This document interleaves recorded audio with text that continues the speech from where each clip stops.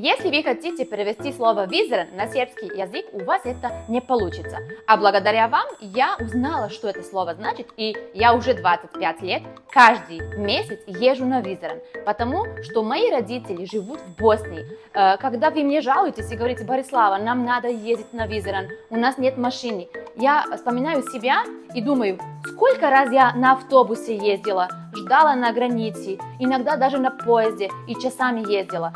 И как-то не жалуюсь по этому поводу.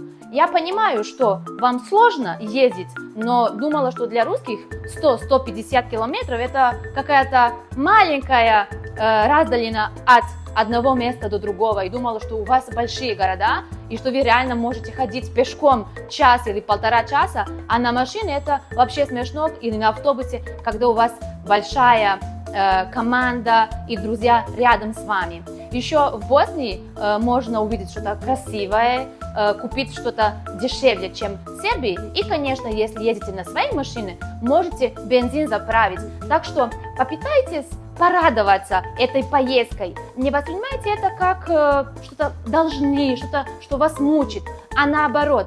Попробуйте радоваться этой поездке. И я надеюсь, что ваша ситуация чуть-чуть изменится и ваше мнение насчет визерена поменяется. Видимся!